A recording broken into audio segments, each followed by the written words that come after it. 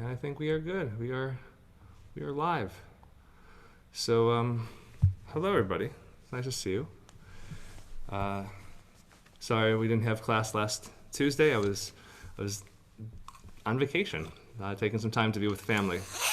So we did some nice hiking and camping up in Ojai, and did hot springs and regular springs and the beach, and it was great. So, but it's nice to be back here, and it's nice to have someone new learning with us today. You know, Russell, you're not new in general around here, but you're new with the adult ed, so it's great having you with us.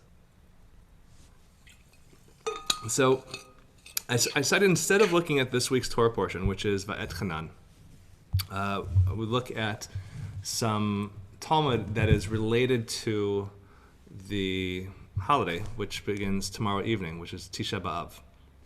Tisha B'Av commemorates the destruction of both temples, specifically the second temple,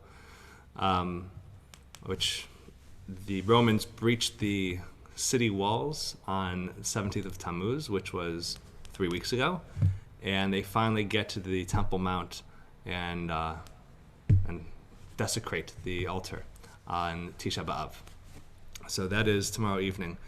Tomorrow evening at 8 p.m., we are going to be on Zoom with the folks from Kehilat Marav, having a reading of Eicha, of Lamentations, and just kind of coming together to be able to mark the solemn occasion.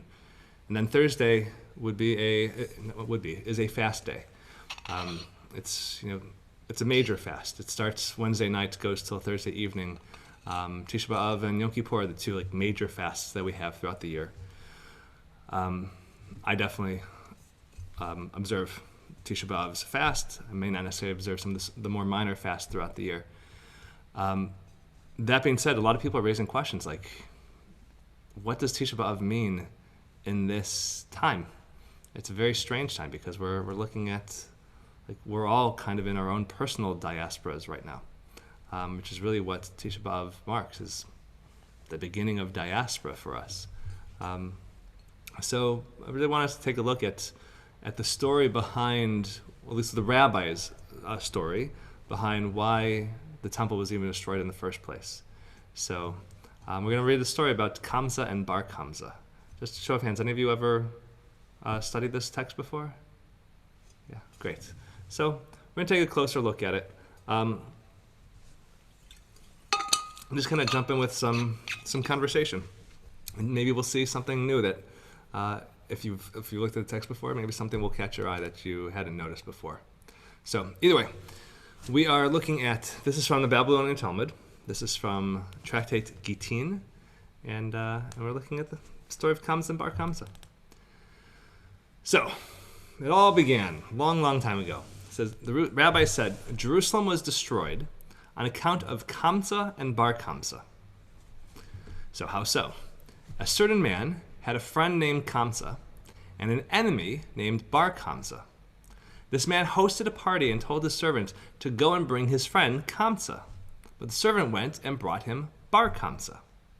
When the host found Bar Kamsa sitting at his party, he yelled, "What are you doing here? Get out!"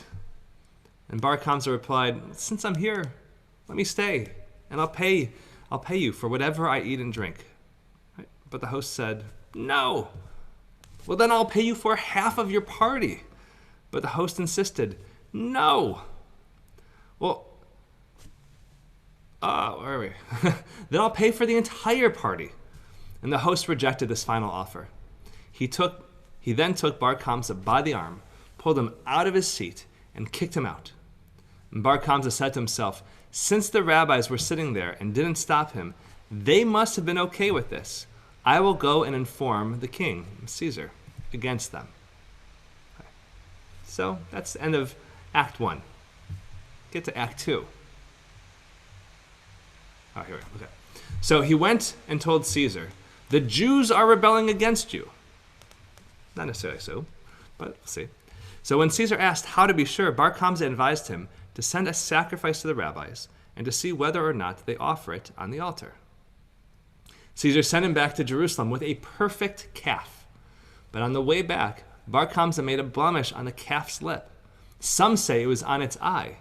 a place which would render a sacrifice unfit according to the rabbis, but not according to the Romans. When the rabbis received Caesar's sacrifice, they decided to offer it on the altar in order to appease Caesar. But Rabbi Zachariah ben Avkulus argued. He said, people will say we offer blemished animals on the altar. And the rabbis responded, then let's kill Bar Kamza so he can't go and tell Caesar on us. But Rabbi Zachariah ben Avkulus questioned this decision too, saying, but people will ask if it's a capital crime to blemish an animal. Rabbi Yochanan later claimed it was Rabbi Zachariah ben Avkulus's meekness, which is humility. Anava is the word that's used here in Hebrew. Right? So his meekness, his humility, which destroyed our temple, burned our sanctuary, and forced us from our land. Right. End of production. So it's a pretty short text, but obviously there's a lot going on here. So before we do anything else, before we have any other conversation, any questions or concerns that you guys want to point out? Yeah. You just feel free to unmute yourselves. Is this sort of an example of what they call the interscene rivalries between factions within the temple itself that destroy? Would this be an example of that destroyed the temple? There's no reason to believe so. There's nothing here that's saying one is a Pharisee and the other is a Sadducee or anything. We're just talking about the rabbis here for the most part, which would tell us that we're probably looking at the Pharisees rather than the Sadducees, because the Pharisees were the rabbinic group, and we're also talking pretty late in time anyways. We're already looking at the year, when this was codified, I don't know, but the story itself obviously takes place in the year 70 of the Common Era, at which point the Pharisees already have a pretty strong gain on the Sadducees. And there's no reason to believe that Kamsa or Bar Kamsa are Kohanim themselves, right? Or even the host. We don't know anything about the host, let alone if he were a Kohen. So the interscene rivalries were limited to just between the Pharisees and the Sadducees. They didn't expand to the rabbis, because this certainly seems like the rabbis are Pharisees. Not all rabbis are Kohanim, but the Pharisees were who were the Pharisees become the initial group of rabbis who, wind up turning to a much larger group of rabbis over time as well. Okay. So, other questions, comments, thoughts before we have some specific conversation?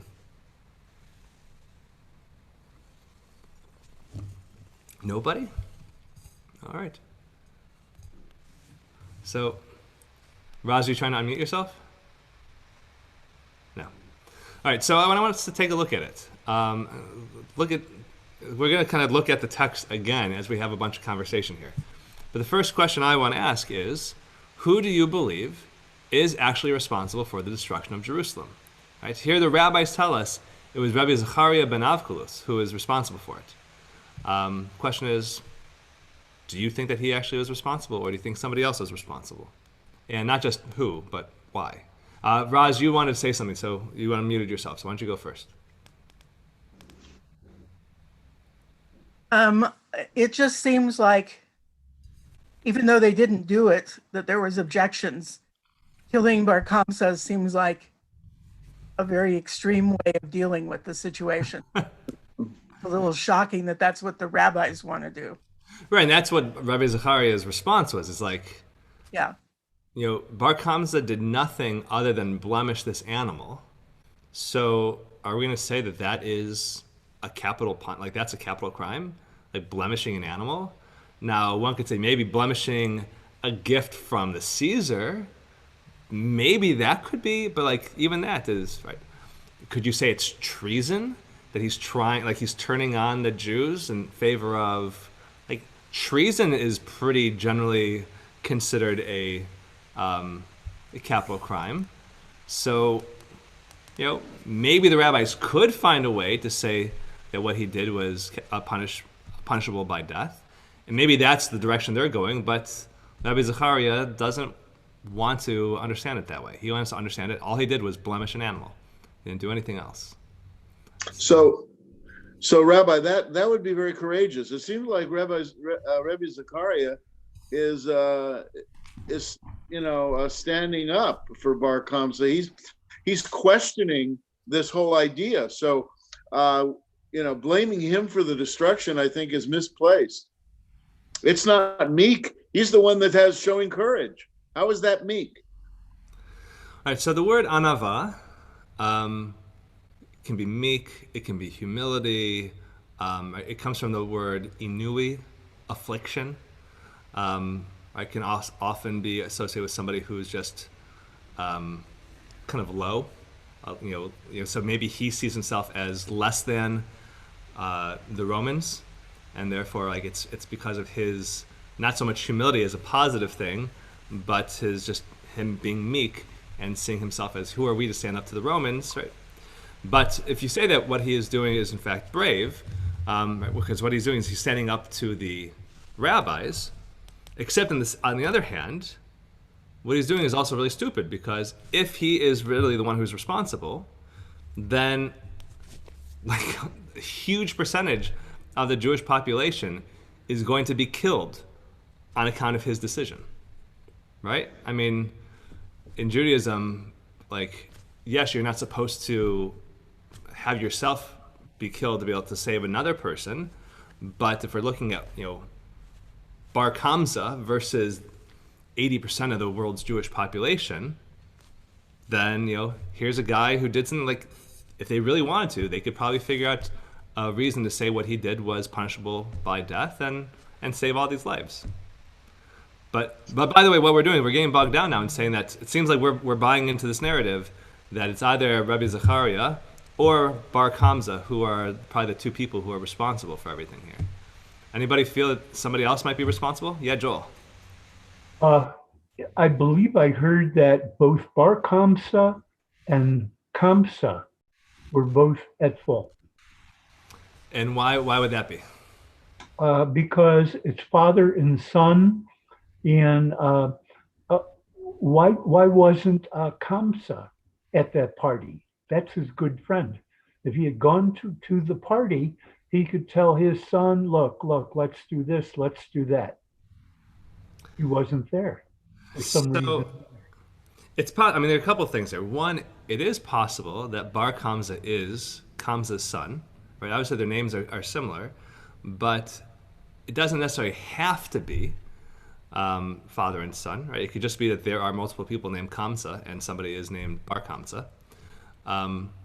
But if the point was that the servant went to invite, was the one who's sending out the invitations, and he brings Bar Kamsa by accident, not Kamsa, then how would Kamsa have known to even go to the party if he never got the invitation?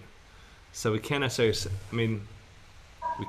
that he is to blame for not being there. Now, if it was a huge to-do and everybody's there, yeah, Joel, follow up.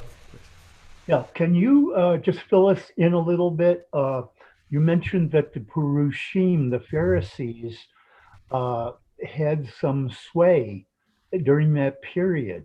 And historically speaking, weren't the Sadducees still in charge? Or am I not right? Let me do a quick look up. High priest 70. Let's see. I don't know who the high priest was at the time of the destruction. I don't.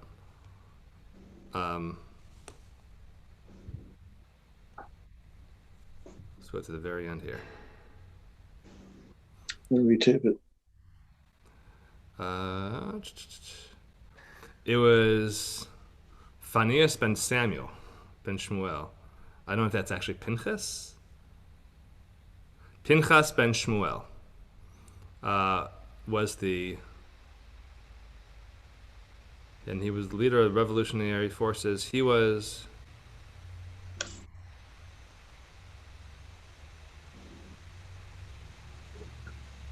don't know.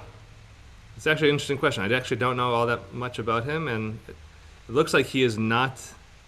It looks like he's actually one of the zealots, and not neither a Pharisee or a Sadducee. Thank you.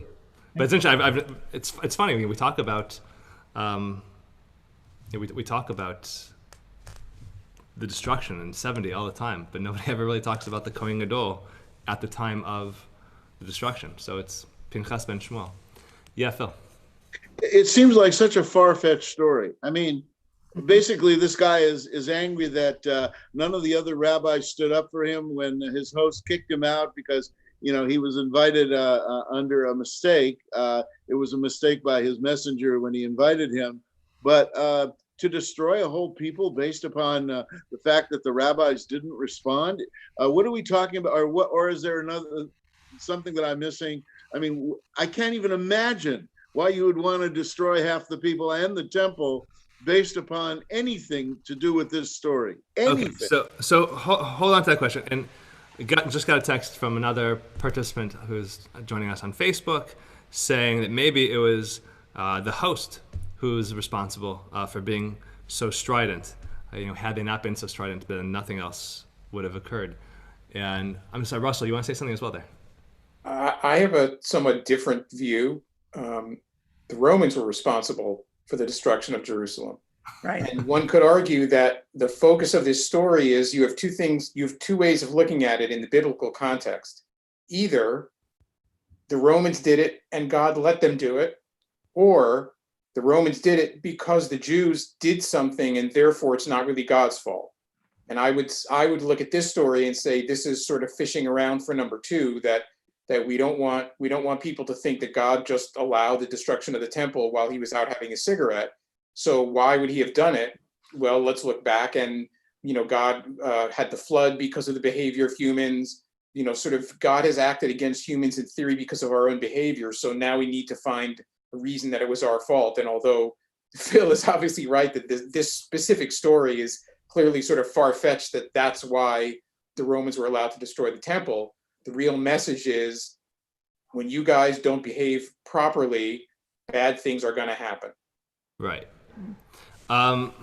Which is actually interesting. I mean, it's one of the first times I've heard somebody bring this up as the story is, in a way, it's victim shaming, saying, the Jews are the ones who are victimized and we're going to blame them for it. But as we're talking about, God punishing us, that so much of the Torah, specifically so much of the prophets, would then be victim shaming, right? The prophet standing there and saying, because you stopped doing this and you're doing that, and that's why God is going to come and uproot you from your land or tear down your altars, whatever it might be. So, is it so much victim shaming, or is it more saying that there are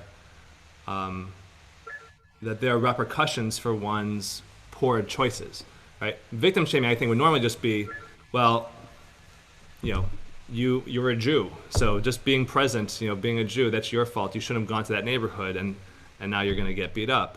Or she shouldn't have worn that, and so she got what was coming her way, right?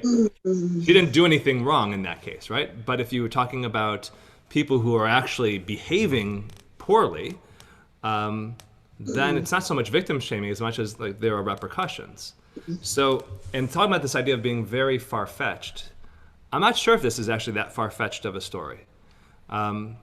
So, if you have a person who feels completely slighted by a larger group of people, they are then going to develop a chip on their shoulder, and they will align themselves with others who will also feel that resentment and eventually get power and figure out a way to be able to win over and kind of tear down those people who spurned him in the first place. Immediately, to the top of my head, I'm thinking of Hitler, right? Who was an art student and was, this kind of romantic and was not that talented and was rejected and felt, all of a sudden developed this animosity, and from that, found other people who felt that resentment and started to tear down all the people that, represented everything that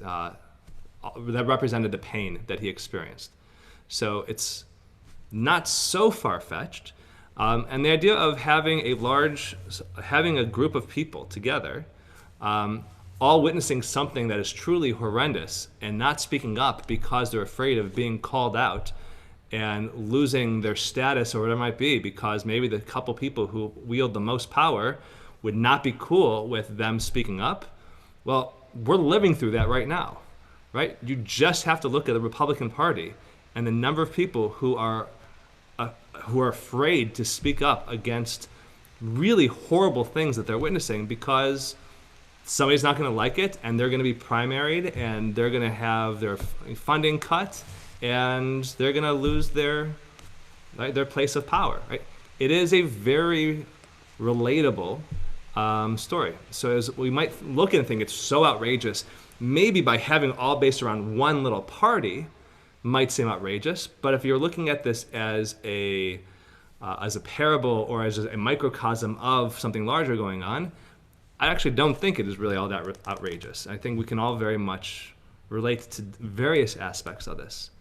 And so we come back and we say, like, so who are all these different parties that we have at play here? We have the host, and one could say, yes, the host was at fault.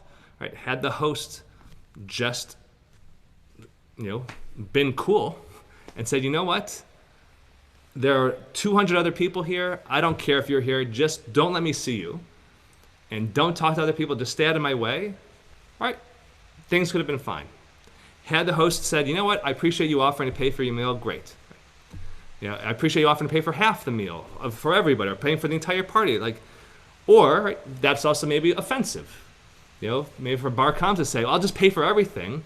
Maybe what kind of started the animosity between the two was Bar Kokhba always flaunting his wealth and making the host feel inadequate. And maybe the idea of showing up and flaunting his wealth some more was just adding fuel to the fire.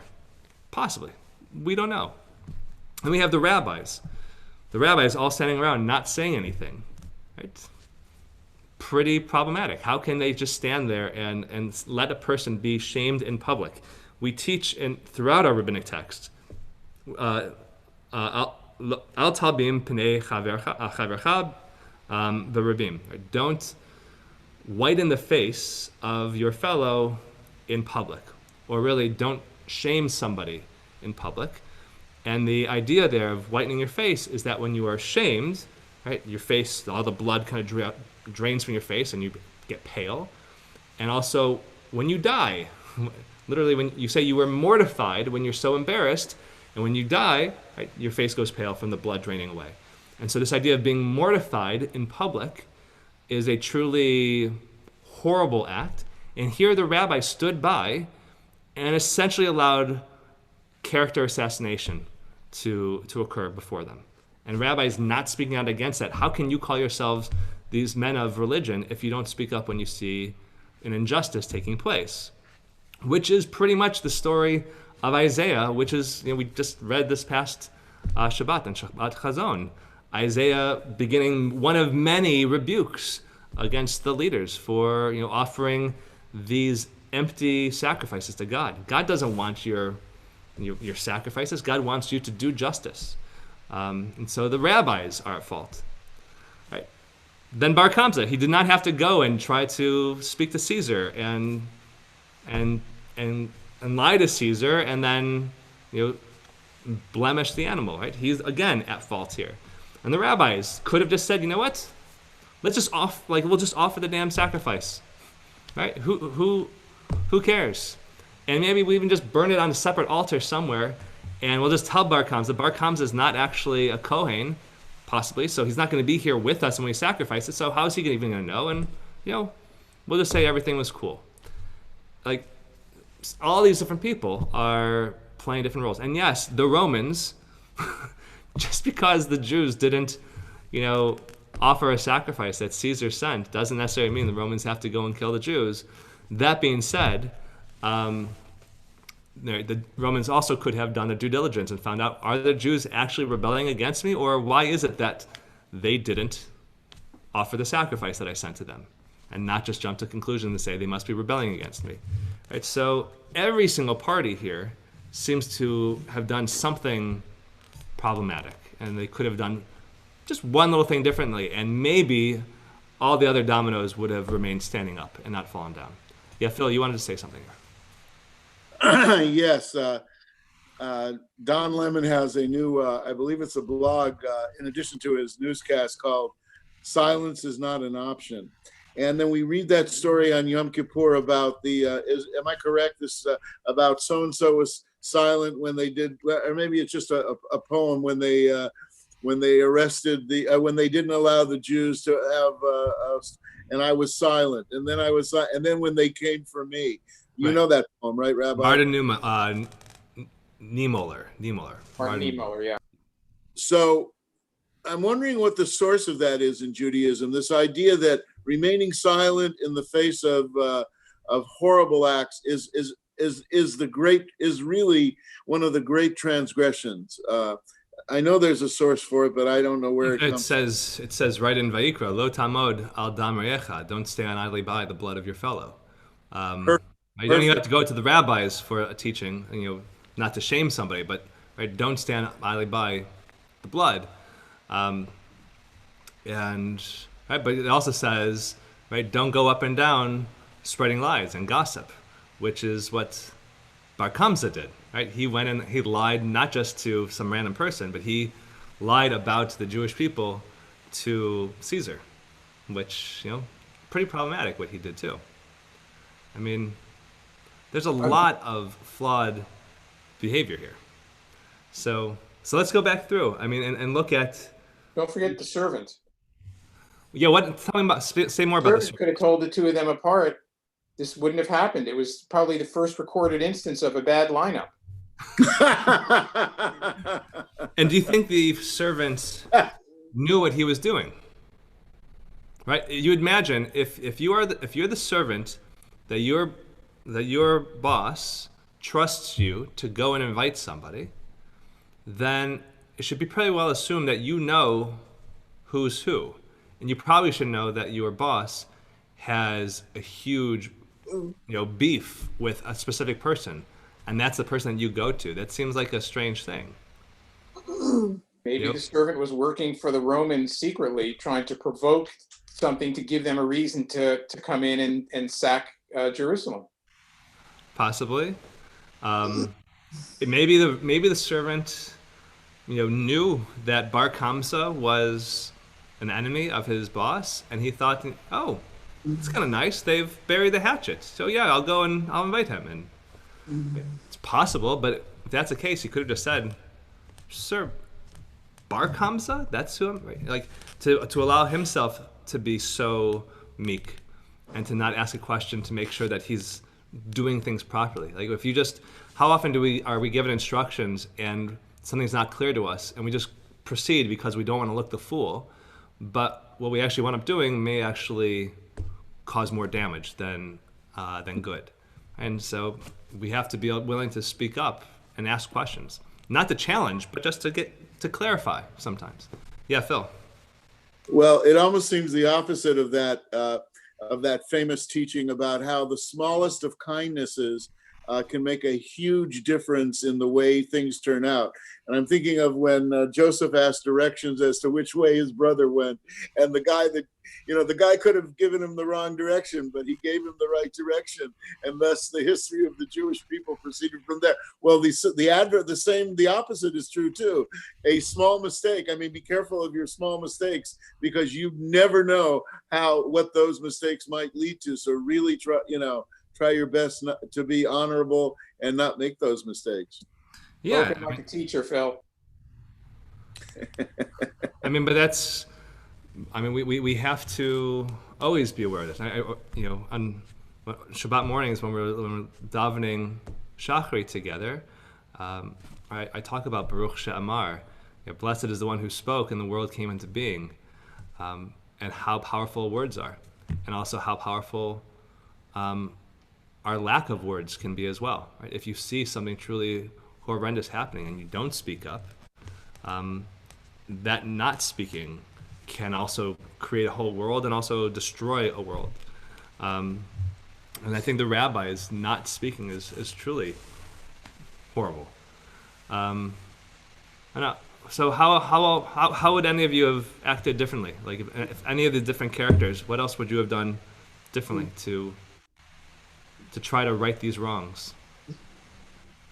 And are there certain points at which you think you could have actually saved the outcome from happening? Like, Well, do you have to go all the way back to the servant? Do you have to go like or can you go all the way to the rabbis? To like with the sacrifice? Like at what point is like too late to be able to save something? I think Zechariah could have proposed a middle ground here, which was he said, no, I mean, killing a person because of bringing a blemished animal, that's great. But let's either imprison him or prevent him from going to Caesar in a way where we don't have to kill him. There were other options, many other options, and that's one of them. They could have, taken that position, thus not violating the idea of to kill, thou shalt not kill, and also preventing him from speaking to Caesar. Anybody else? Who wants to think that there's... Yeah, Roz. Well, I can think of things where instances where I've said something mean, and I don't think that's my usual habit, but it does happen sometimes. And the biggest thing is to apologize.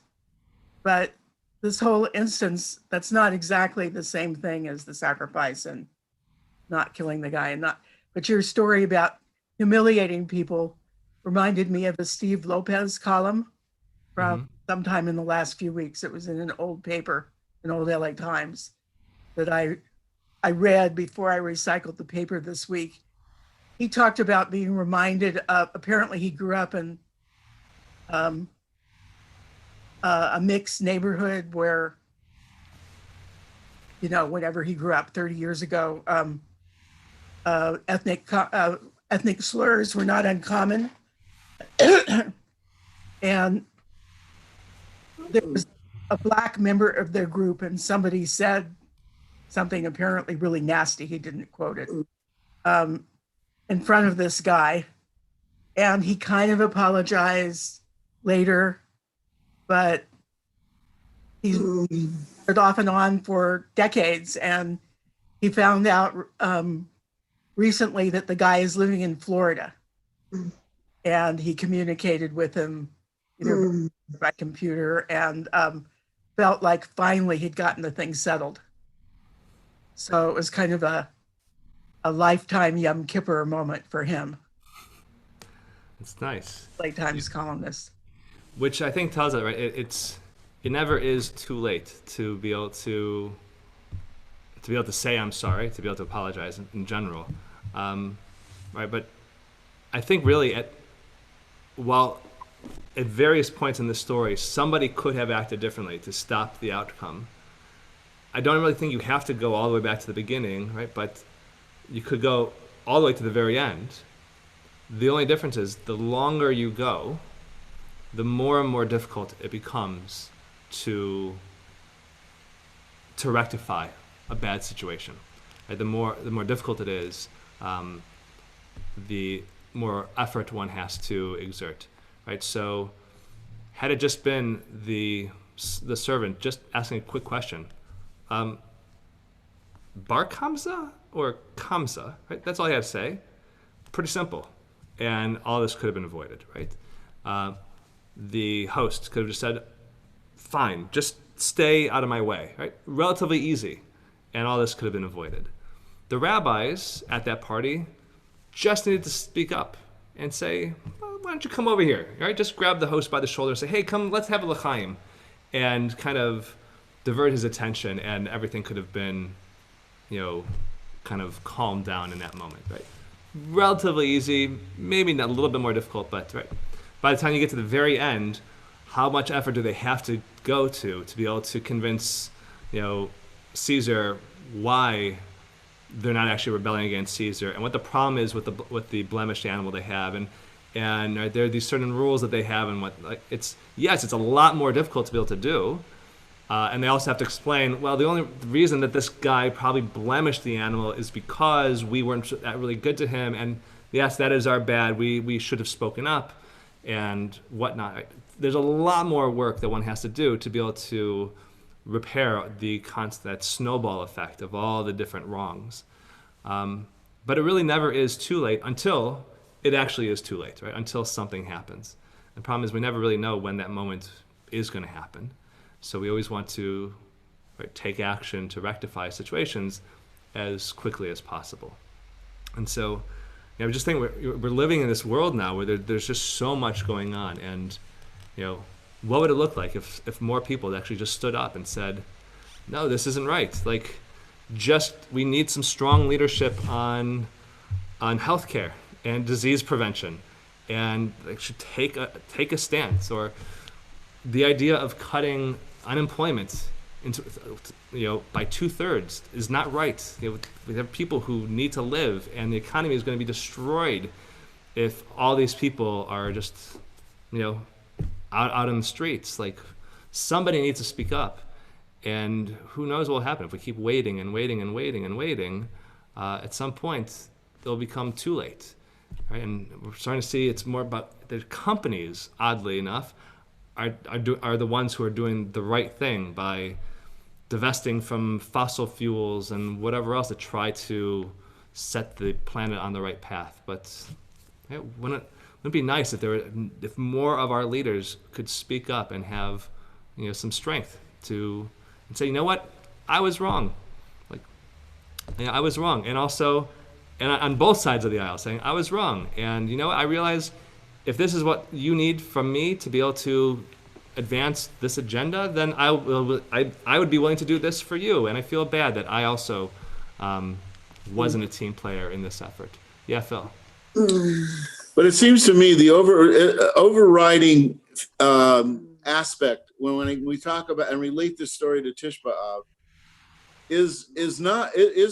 I agree with Russell. It's the Romans destroyed the temple. And whatever their motivation was, I mean, it certainly wasn't enough to kill half of our people at that time and destroy our temple. And so what I mean, when we remember or we memorialize Tisha B'Av, what is your take on it, Rabbi? I mean, what is the central kind of feeling that we need to have on this holiday? So I think I was talking about this past Shabbat, and I wish I can remember which colleague it was. But one of my colleagues pointed out, I think maybe it was my colleague, Rabbi Steve Hankin. It might have been his wife, Orly, who pointed this out. That, right, we have an Omer, right? We have 49 days from Pesach to Shavuot, and it's actually 49 days from Tisha B'Av to Erev Rosh Hashanah. And so we also have this time period where one could say there is a connection between Tisha B'Av and the Yamim Noraim. And the point of the Yamim Noraim is this, well, it's tshuva in general, but another way to put it is kind of a refinement of one's character to try to get back on the path of doing what is right, what is good. And the best ways to actually get there, according to one of my favorite Hasidic rabbis, the Netivot Shalom, is all about bitul nefesh. Bitul nefesh is the nullification of ego, more or less.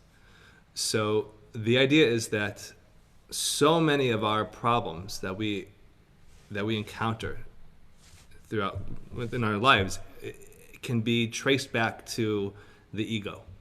And so what we see with all of these different players in this story, it's really their egos which are leading them astray. The slave, the servant, doesn't want to embarrass himself in front of his host and asking questions or whatever, or risk being beaten for asking a question, right? And so there's this sense of like ego, like I want to be the good servant who just gets the orders and does what I'm asked to do. And that idea of how he wants to be seen, his ego, prevents him from speaking up. And the host, for whatever reason, like his ego is what prevents him from just saying, you know what, let bygones be bygones, and just stay here. You don't have to pay for your food. You don't have to pay for my party. Just be here, and it's okay, right? And Bar Kamsa, his ego, I was slighted. I was embarrassed in front of all these people. It's his ego that felt that he needed to get revenge on all the people. And Caesar, right? Caesar's ego to have to be in charge of, to rule the entire world is what led Caesar to do horrendous things to so many minority groups all around the Mediterranean basin. Because, right, his ego was so fragile and needed to be stroked constantly. And the rabbis had their egos, and even Rabbi Zechariah ben Avkulis, like his ego, even though they say anava, and anava can be humble, right? But he still even has an ego, right?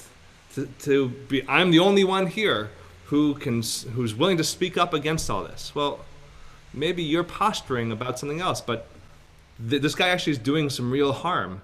And if you weren't posturing, then we could actually take some action. So everybody has an ego at play here. And so I think the point of Tisha B'Av, as well as getting into the Chagim, is about this act of Bitul Nefesh.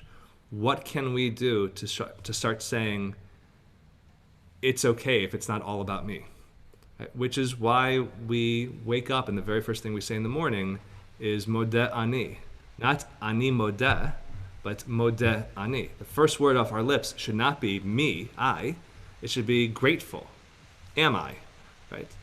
And then we say blessings constantly to say, I realize I am not the one who created this water, so I'm going to say Shahakol Niyeh Bivaro. And even though I might have been the one who bought this water bottle, right? The only reason I was able to buy it is because I have a mind that works and a body that works, and I woke up this morning alive with a chance to face another day, all of which are gifts from God. And the way we start getting into mitzvot and start practicing more and more of Judaism, becoming more and more observant, is not just to do, but to train ourselves to get out of our own egos and to think about something larger and have that place of gratitude and acknowledgement of others. And so, right, that is, I think, what Tisha B'Av is about. And that's, I think, the Chagim are about. And I think that's what this text is about nullifying our egos and realizing that we are all part of something much larger and that we have to have that universal awareness at all times. So, yeah, Russell. Can I pull on a slightly different thread but something that was talked about a little bit that that's kind of popped in my head a little while ago, that the notion of speaking and of having to speak out and not just observing something happening. And I was thinking that a real example of the real life challenge of that is the killing of George Floyd, because all these people were there and were watching it, right? In theory, one of them could have intervened. They would have been arrested. They probably would have been beaten up because they would have been seen as attacking a police officer if they literally pulled him off, right? But it probably would have saved George Floyd's life. And it gets to so would any of us actually have had the courage to do that? And is that really what we're called upon to do? And it just sort of interesting because it's, to me, it's a real life example of here is the real challenge of making those words actually putting those words into action, right? It's one thing because a lot of people yelled, stop, and what are you doing, and all of that, right? It wasn't enough. And I understand it. Can I tell you that if I'd been there, I would have charged at the policeman and knocked him off him knowing what was coming? I can't tell you that I would have done that. So I think part of that is, we're talking about the conversation around privilege. I think is a really important conversation around that, right? So if somebody of color were to interject and throw themselves between the police and George Floyd, they would probably be putting themselves in mortal danger, right? Knowing what we see around the US these days, and be, I think, foolish for somebody of color to do that. But somebody who is white nearby, if they were witnessing it, I think very much so they should do that and interject to see if they could actually save a life. It's funny you mentioned George Floyd. At the not funny, but connected to it, at the George Floyd memorial here in Los Angeles, there was a large gathering of clergy who were all present, and the clergy were asked to create a barrier, a ring barrier around the stage, like the platform where the speakers were going to be, and where they had 3 different coffins, empty, but coffins in the middle of the intersection downtown, and the idea is that those coffins represented recent victims, including George Floyd, and they wanted the clergy to kind of just serve as a human barrier to keep the sanctity of that circle. But at some point, the sheriff's deputies arrived and they started threatening to arrest one of the organizers. I have no idea why. It was a young man of color. No idea why they were after him. It really didn't matter. The organizers asked us, they said, all the white clergy, can you please, actually they just asked all the clergy to please come and form a barrier to protect this guy. And then when it came time for the event to actually start, they said, okay, all the white clergy, use your privilege, remain here and hold up this barrier, while the black clergy can return in front of the stage to actually take part in this memorial. And I found myself standing there in the very front line between all the other clergy and the deputies, the sheriff's deputies, and thinking to myself, I can very easily see this going badly. And I can see myself getting arrested. I can see myself getting beaten. I have no idea what's going to happen here. And I was terrified. Literally, I was really terrified in that moment. And my head was going through every possibility of what could have come up and who I would need to reach out to be able to make sure that if anything did go down, that Rose would be alerted and my car would be okay and whatever else would be seen to. But I knew in that moment, that's what I was being called on to do. And if I was beaten up, I would have to be beaten up. But my job was to use my privilege to protect that other person. And it's not accidental that it was a line of clergy who were called on to serve that role, because this is what we try to practice daily. I am by no means perfect at this idea of bitul nefesh, but I'm much better at it today than I was 12 years ago, much better than I was 20 years ago, much better than I was last week, right? So, and that's, I think, the point, is we have to keep working on this bitul nefesh and know that as long as we are not putting ourselves in mortal danger, we need to realize that our egos, whether it's our physical, not physical well-being, but if we just need to be willing to put ourselves in the way to try to do what's right and good. Rabbi, what was it that John Lewis called it? That kind of behavior, all the time that phrase is repeated, was called bad, goodness, Trouble. or what was it called? There was a phrase that John Lewis used all the time. Good trouble. What? Good trouble. Oh, good trouble. Yeah. And he was such an incredible advocate, and of course, experienced it all through his own life, especially on the Selma Bridge. But what an amazing example to set for all of us. Yeah. But so yes, so what is Tisha B'Av about? I think this is what it's about. It's about putting aside our egos and trying to do what's right and trying to stand up for justice for everybody, not just for ourselves, but right, because we are all children of God, and that is right. That's what we should be striving to achieve throughout the high holidays, and really tomorrow night is going to be the beginning of that moment. And then we get to the month of Elul, and we always spend the entire month of Elul trying to work on this stuff as well. And so maybe it's not so terrible to begin a little bit earlier and to start at Tisha B'Av. Rabbi, I humbly suggest there might be a high holiday sermon in that experience that you went through. There might be. We'll see. All right, so those of who are here on Facebook, I'm going to say farewell, and nice seeing you all. And And remember, tomorrow night, 8 p.m., we are going to be on Zoom for a reading of Eicha. And those who are here on